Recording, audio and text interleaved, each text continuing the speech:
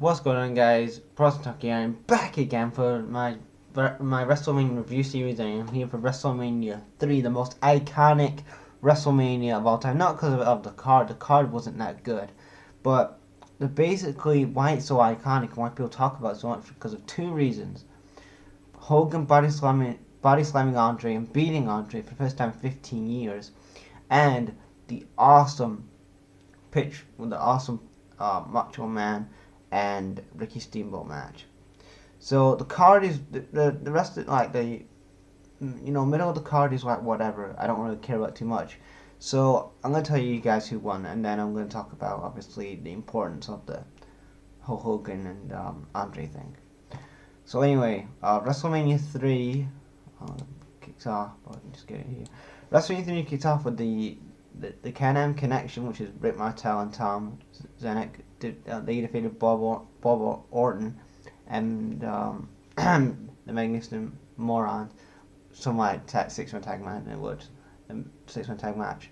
Then we had Billy Jack Hayes versus Hercules. That ended in count out. Then you had another six-man tag match with High Tea Kid, Hillbilly Jim, Little Beaver, King Kong Bundy, Little Tokyo, and Lord Littlebrook. That ended in disqualification. Harley Race versus Harley Race versus Harley Race versus John Dog was next. The loser would have to bow to the other one. I thought this was an entertaining match. Harley Quinn gets the win because of some interference, and after the match, basically Junkyard Dog, he gets attacked by Bobby Heenan by like a foreign object, and then after that,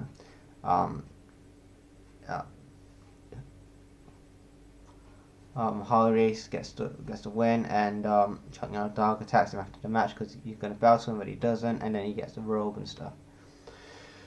Then we have the Dream Team of Bruce the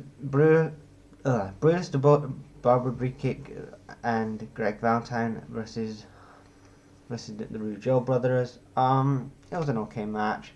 Roddy Piper versus Adrius Adonis was next. Hair versus hair, and I want to talk about this. This match. I want to talk about the end of the match between Adrius Adonis and Roddy Piper when they had that tag match. Why did they give Brutus the Barber Beefcake so like these like thin ass cutters? Like he could not cut his fucking hair, and they wanted to cut him stuff like that, and he's out there trying to cut it, and it fucking kept blowing out on him. Like, what the fuck? Like, oh my god! Like, if you haven't seen that already, like, he's cutting his hair. Adrian Beefcake's cutting Adrian Adonis's hair, and then he's basically trying to cut it, and it just keeps cutting out for fucking 5 seconds. And couldn't they get him a better razor? Like, fuck, like, or charge this thing before they actually was gonna use it? But like, what the fuck was they actually thinking? Like that little razor, and then it was so cringy. Like, but yeah.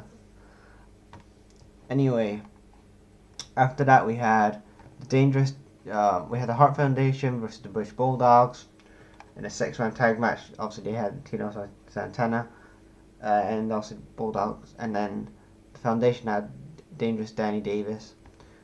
It was a good match. I would say it was a bad match.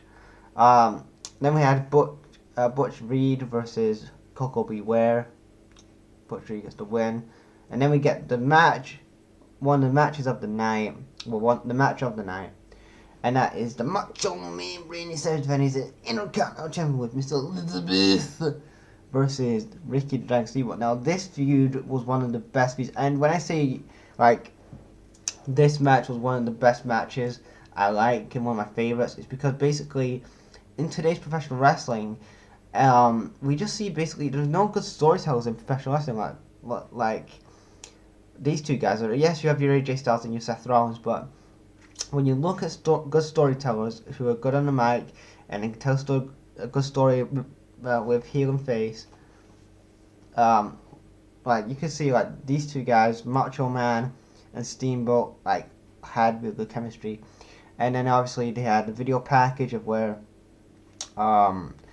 Steamboat got attacked with the belt, and he had like his neck was injured and stuff, and he was on that for a while. The match was really good. They did some things outside the ring.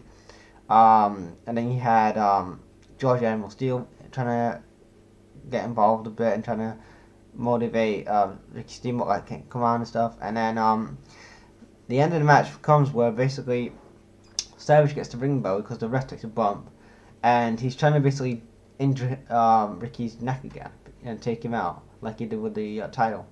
So he gets the ring bell, and then George Animal Steel, he comes out and he's like takes it away from him, and then he falls over, and then after that Ricky drags him up, rolls him up for the win, and he is your new Intercontinental Champion. And Macho Man had that for a year, a whole entire year. And I love both guys, Macho Man and Randy Savage. And these two guys, when I say professional wrestlers, like, especially look at today's wrestling, like you look at it today, like, there's not many people in wrestling like I can tell still, like Ricky Dragon Steamboat and Randy Savage can in the ring.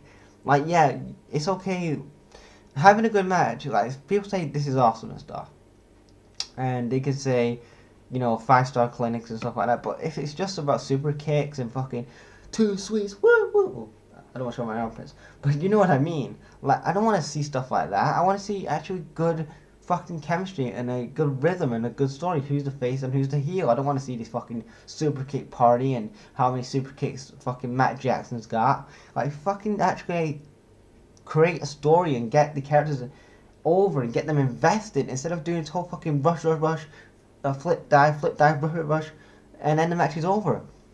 I do it step by step, like, the characters, and then feel the emotion of the crowd and all that other stuff. Never mind the fucking super kicks and shit. Like, less of the overdoing it and actually do less. More is less, if you know what I mean. Because if you do less, more is less, if you know what I mean. If you do less of it, the fans would appreciate it more. Because you've told A, great story, and B, you've got the characters over, which is a heel and a face. Not this whole fucking diving and then you're not selling it and shit like that. That does not make a good fucking match. It doesn't make a good story. It doesn't make the feud any better. It just makes it lazy booking and just fucking spot monkeys. So anyway, after that rant, the Honky Tonk Man versus Jake the Snake Roberts. Honky Tonk Man get the win. And then we had the Iron Sheik and Nikolai Volkov versus the Killer Bees in the tag team match. Nikolai Volkov and Iron Sheik get the win. And then the most important, iconic match of all time, brother. It wasn't because of the match quality, brother, because we're not going to talk about the match quality, brother, in this one. It's about the importance, brother. It was Hulk Hogan, brother. It was Andre the Giant, brother. And it was the Silverdome, brother. Not the Superdome, the Silverdome, brother. And it was when Hogan body slammed Andre, brother. Because remember, going into this, this feud was executed very well because Andre hadn't been defeated in 15 years. He hadn't been pinned or body slammed in 15 years. And then they built this up as so big, like, was Andre going to put over Hogan and stuff like that. And I know that in the HBO series they did recently, Hogan talks about this, like he was afraid that he wasn't going to put, Andre wasn't going to put Hogan over. Imagine if that was Hogan today, brother. He was like, you're putting me over, brother. I'm the Hulkster, brother, oh, brother. Anyway, but yeah, and basically he told the story, and it was a passing of the torch. It was Andre passing the torch to Hogan because Andre was the end of his career. I know he was still the WWF, and he was still doing things. And now he was at the WrestleMania.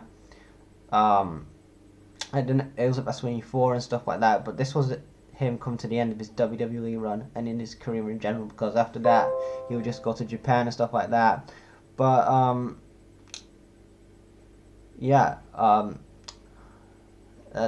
this was him passing the torch, and then obviously WrestleMania 18, we will see the same with him and Rock, like Hogan passing it over to Rock, and obviously Rock passing it on to Cena. So yeah, and then basically the body slam is just the iconic moment of this segment, and Hogan wins with the leg drop, brother. But overall, WrestleMania 3, the card at the start of the card to like the Randy Savage and Ricky Steamboat match wasn't that good. But apart from that, I would say that this show is just iconic just for that main event moment and that match. But overall, WrestleMania 3, I did like it. I think some of it was filler, but the two things that I cared about the most was the main event and the Ricky Steamboat and Randy Savage match. What do you guys think about this WrestleMania 3?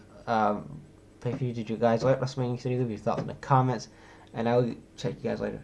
Peace.